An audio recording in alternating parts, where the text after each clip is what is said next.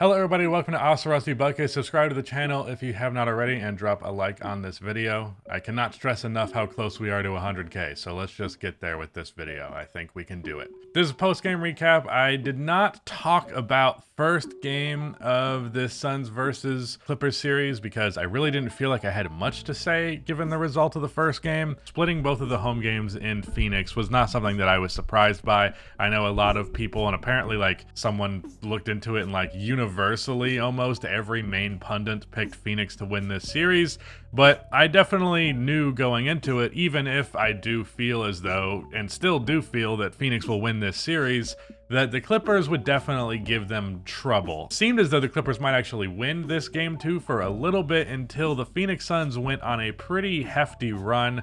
It was coincided by obviously a 40-piece in the playoffs from Devin Booker.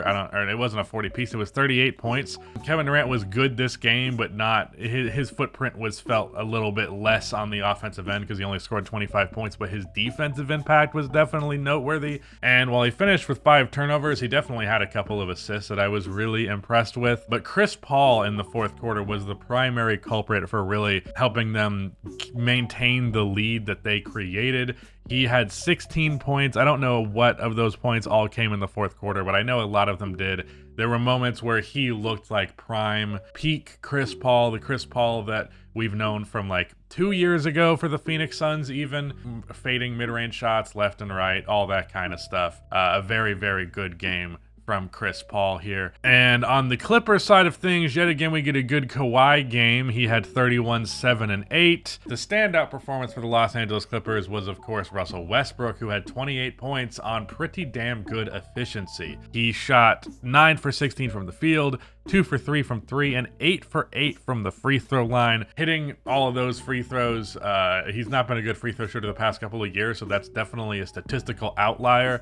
And he continued to play good defense as he did in game 1.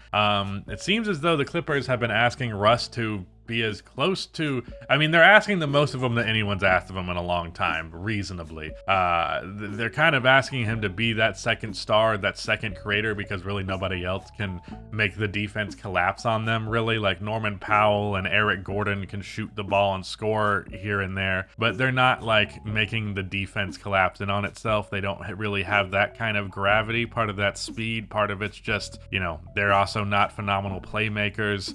What I find interesting about this series, most of all, I'm going to just talk more broadly here rather than the games themselves. What I find really interesting about this series is the lack of continuity for both of these teams. Continuity is something that I have talked about pretty at length so far this year. Especially going into these playoffs, talking about how important I truly think it is for teams to have a good chunk of games actually played together in the season. I know that might sound obvious to a lot of people, but I also feel like a lot of people just completely overlook at that and just see a roster of talented NBA players and go, okay, well, they're just going to win, and there's going to be no struggle with it just because they have the talent. And that's what I was saying about Phoenix going into the playoffs. That's why I'm not surprised that the Clippers have been competitive with them. Obviously took game 1 and were pretty in it for a majority of this game.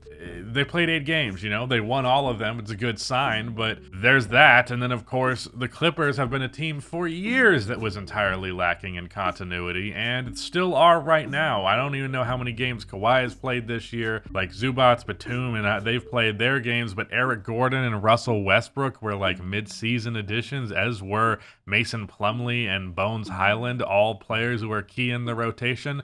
I don't really know why Bones Highland is so key in the rotation. I don't know that that's necessarily the best decision.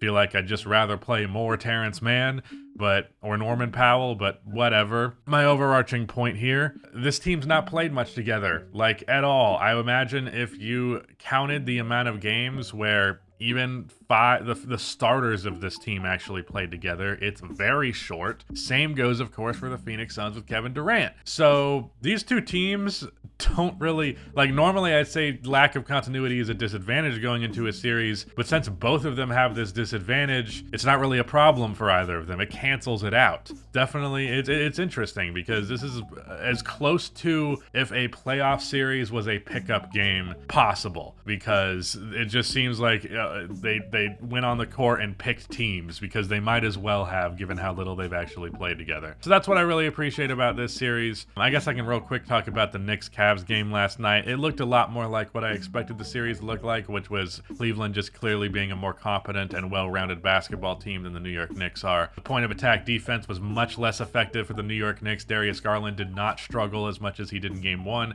Quite the opposite. In fact, he had himself a damn good game. Donovan Mitchell did not have a very high scoring game, but he got a lot of assists.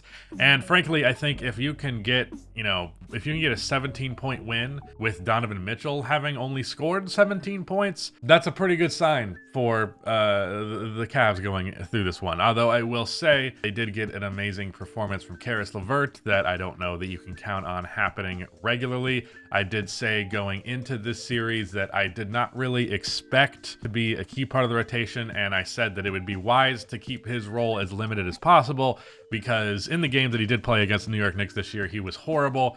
He's been horrible for a lot of games this year. But I also did throw in there at the end, just to give myself a little bit of a break, that Karis has been a lot better for the last 15 or so games of the regular season.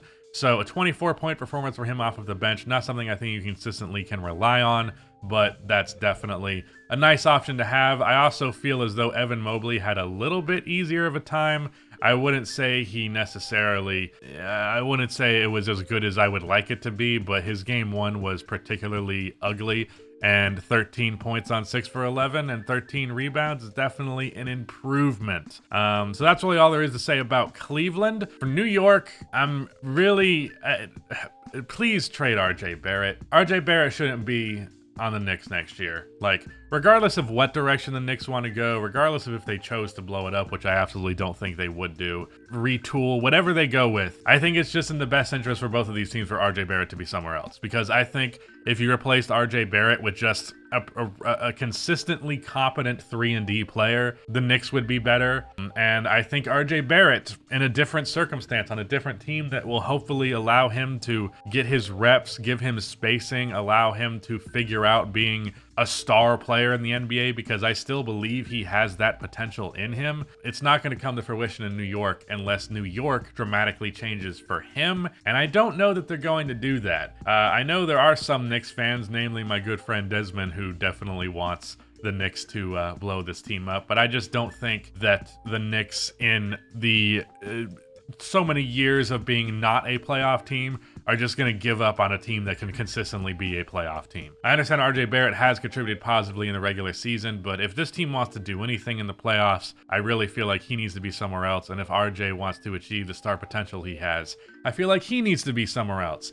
Julius Randle's shooting was okay in this one. Could have been better, of course. He also had 6 turnovers. But thus far, between these two games, he has been playing better than the Hawks series, because I think both games he shot around 40%. Unfortunately, 40% is a big improvement from what he did last time he was in the playoffs, so I guess give him credit for that. Mitchell Robinson ended up playing less minutes than Isaiah Hartenstein in this game, and it wasn't because of fouling out or anything. In fact, Hartenstein ended up getting more fouls, so my prediction for this series that Mitchell would end up losing some of those minutes to Isaiah has come true in this game. Not so much in game one, but it looks like it's finally coming to be. Yeah, that's all I really had to say. I don't mean to be disrespectful to the Knicks, but I just don't think this team's that great. I think they had the perfect storm to be a pretty good regular season team, but this team is just not built for the NBA playoffs, I do not think. Meanwhile, I feel like the Cavaliers very much so are built for the NBA playoffs. So yeah, that's my thoughts. I also wanted to throw in there, I don't think I'm going to title it this, but it's really cool that we got Russell Westbrook and Chris Paul against each other in the playoffs in 2023, and both of them had good games. I also think it's cool, just imagine it's 2013, or not 2013, let's say 2016, and you say that one day there will be a playoff series where Chris Paul and Kevin Durant play against Russell Westbrook and Kawhi Leonard. People would not believe you. It'd be, it's very interesting. The NBA is cool. That's my take. Goodbye.